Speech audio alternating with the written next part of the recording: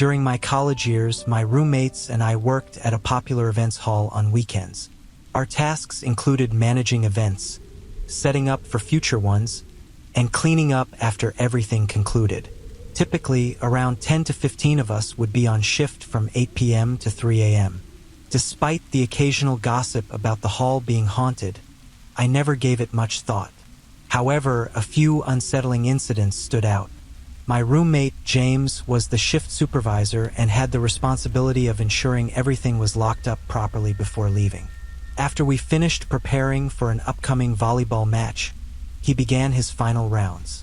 While inspecting the gym, James decided to practice a few serves. As he was focusing on his shots, he heard a voice from the balcony above the court, calling out, "Hello."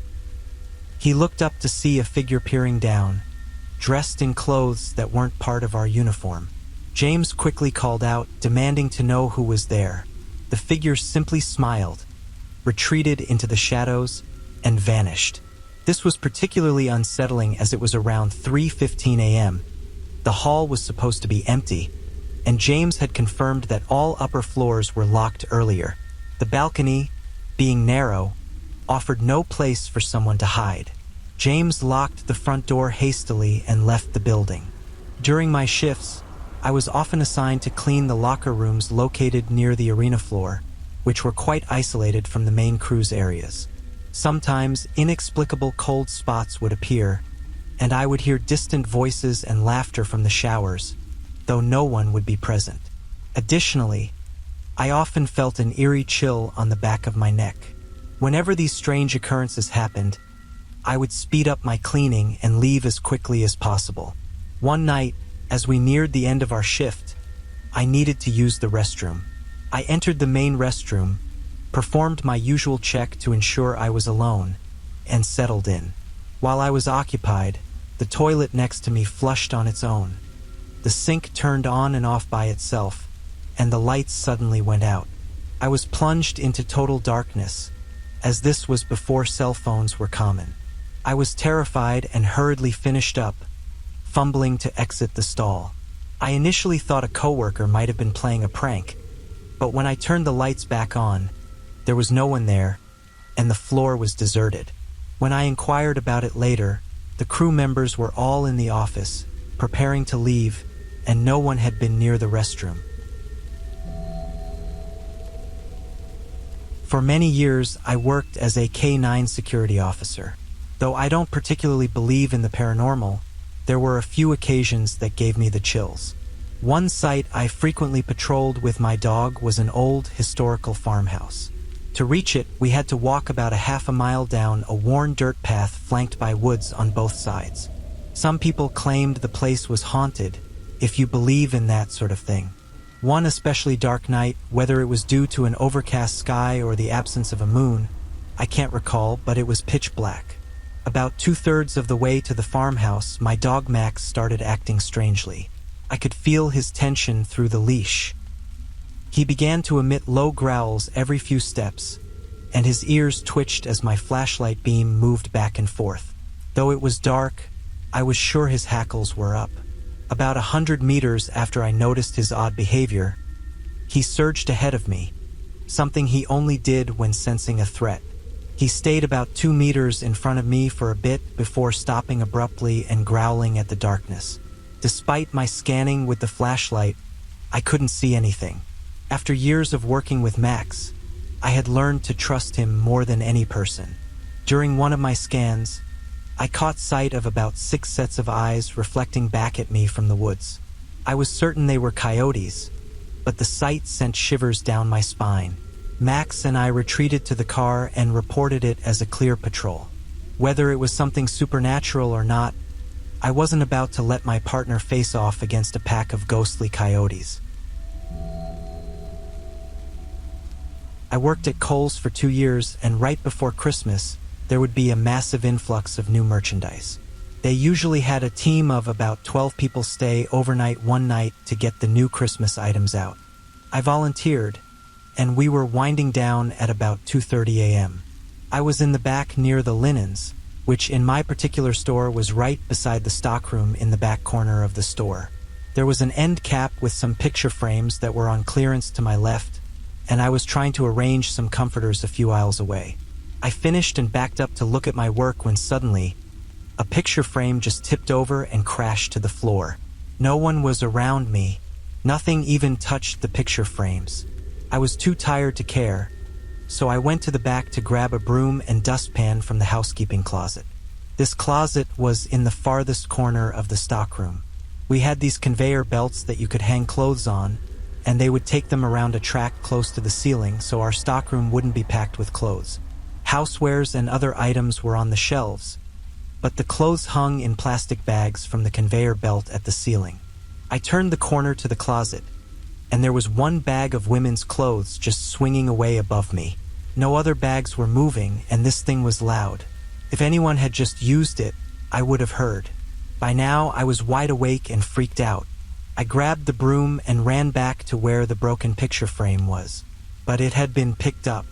There was no glass, despite me hearing it shatter, and I couldn't get any of the other employees to admit they cleaned it up. I never worked an overnight shift after that, and I always got super creeped out using the conveyor belt. I once had a security job at an old deserted hotel perched right on the edge of a river. The structure was unique, with many of its rooms featuring balconies that extended over the water. By the time I was there, the hotel had long since closed and been completely stripped by its previous owners. One night, as I was stationed in the security office, I heard a distinct creaking sound coming from the floor above. The building was constructed with wooden framing, so it made a familiar groan whenever someone moved around. This sound, however, was unmistakably that of footsteps traversing the hallway directly overhead. I decided to investigate and made my way up to the second floor. The hotel was only 4 stories tall but stretched out for what seemed like miles. The hallway was stark, with exposed walls, doorless rooms, and only a single dim light bulb hanging from the center of the ceiling. Given my experience with horror films, I knew this could be a recipe for trouble, but it was my duty to ensure no one was trespassing. I ventured down the hallway, determined to uncover the source of the noise. About a quarter of the way down, I heard some rustling coming from one of the rooms. I gripped my heavy-duty flashlight and cautiously approached the doorway. Peering inside, I discovered that the sound was just the wind blowing through a loose curtain. Despite the false alarm, I was on edge and proceeded to search the remaining floors, finding nothing out of the ordinary. I descended to the ground floor and made my way into the old ballroom, a vast, empty space. Out of the corner of my eye, I noticed movement and swiftly directed my light towards it, ready to confront whatever or whoever was there. To my dismay, the intruder turned out to be my own reflection in a shattered mirror. That was the last straw for me. I promptly left the building and spent the remainder of the night in my car parked outside. 2 weeks later, the hotel was consumed by a fire. To this day, I remain convinced that someone or something was inside the building that night, though I never found any concrete evidence to support that belief.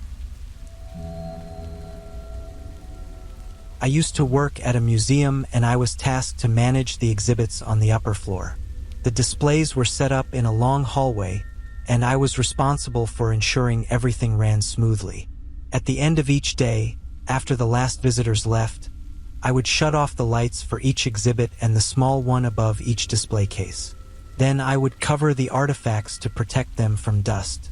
Initially, it wasn't too bad because the lights from the nearby exhibits were still on and provided some illumination. But as I turned off each one, the hallway grew darker and darker, and the small windows into each exhibit room became pitch black. The dull, steady hum of the equipment which I had tuned out all day disappeared. It was replaced by absolute silence. The only light left came from the far end of the hallway where I sat between exhibit openings. It was eerie, to say the least. One particular night, I was covering one of the artifacts when I casually glanced into the small window of the exhibit room across from me. And there was a face. It was a little boy's face, pale as a sheet. I know what I saw. I'm sure there's a rational explanation for it, and nothing supernatural was involved. But there was a face there, and it scared me half to death. It made an already unsettling environment even more terrifying for the rest of the time I worked there. Just for the record, inside the actual exhibit room, these windows are a solid 8 to 10 feet above the display cases. So, if someone was playing a prank, they'd need a ladder, and even then, they'd have nowhere to set it. I work at a crisis nursery, which is a child care facility offering emergency and respite care for children under 7. For a long time, I worked the graveyard shift. I have to admit that I'm a staunch skeptic when it comes to the paranormal. However, when you're in a dark room at 2 a.m. with just 2 or 3 other young women in their 20s as the only adults in the building, things can feel unsettling. The facility I work at was named in memory of a child who was tragically killed by one of their parents. The nursery was established to honor that child and to help prevent similar tragedies from happening to other children. There's a story circulating among the staff that the child's spirit haunts the nursery, and it becomes most active at night. On one of my first late shifts, I was told about this tale, and I dismissed it as a scare tactic for new staff members. I wasn't bothered by it. However, as the night wore on, one of the children woke up needing to use the bathroom. A coworker assisted the child back to bed and then returned to join us. Shortly after, we heard the sound of running water from the bathroom.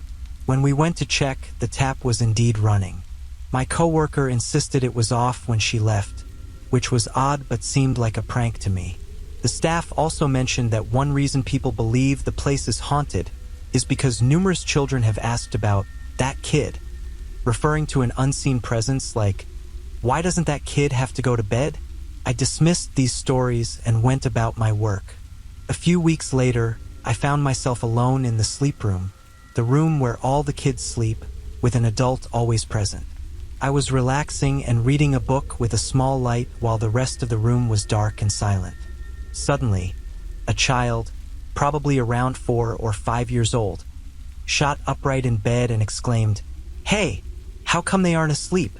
Why do they get to play? I want to play too," all while pointing at a wall where no one else was present. I was struck by an intense shiver of fear and nearly screamed. From that point on, I refused to be alone in the sleep room. I don't inherently believe in ghosts, but if I had a paranormal story, it would be this one.